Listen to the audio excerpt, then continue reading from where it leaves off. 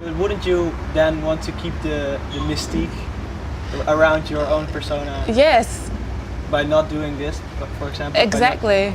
Wouldn't you rather do that? Yes.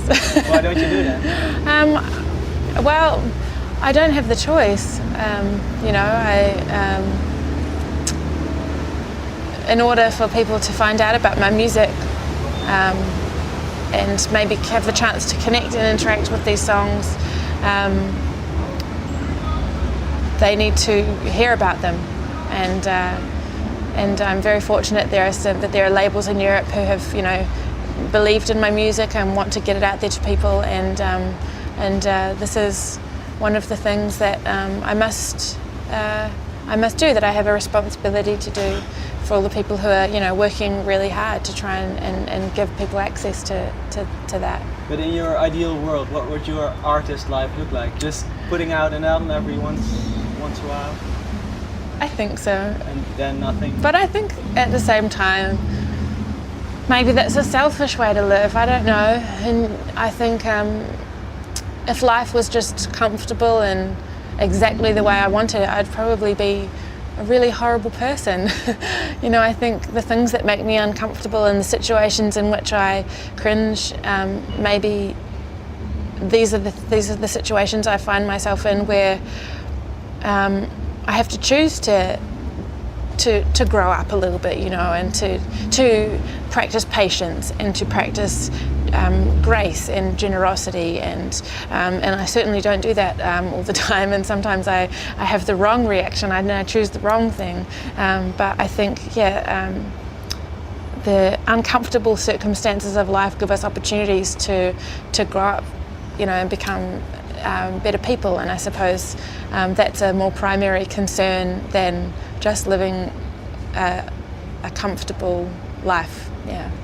In that respect, did it take you long to find the right attitude on stage, to be the person you are on stage?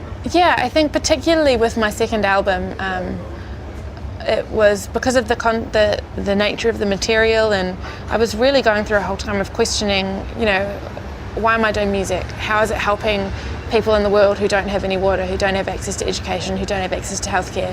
All these needs that are so important and so dire in the world, how does it make sense that I'm spending my life doing this? Where is the meeting of these two things? And so I was really going through a kind of whole time, and then a lot of the time on stage I felt very angry, because I was not angry at the people who were coming. Obviously I was grateful to them and hoping that the music could inspire them and in some way perhaps to action, but in myself I was like, what am I doing, and why am I doing this, and is it helping anybody? What is going on? And I've moved, I think I've certainly moved on from that now, and I'm at a place where I want to make music that certainly challenges and that brings awareness to certain things, but I need to balance that with music that brings joy and that is refreshing and energizing, and that isn't so heavy necessarily. And I think as a result, this album, Flags, there are a lot more upbeat songs, and so live my show's a lot more balanced. So now I feel a lot more healthier emotionally live, because I have songs that aren't so so draining and so challenging and content heavy necessarily. So I think that I've found that the balance is a much healthier thing for me. Yeah. So the next album won't be a political album with all... You never know, maybe it will be political, but in a different kind of skin. I'm not sure. What are the themes on Flags that you find worth exploring a bit further?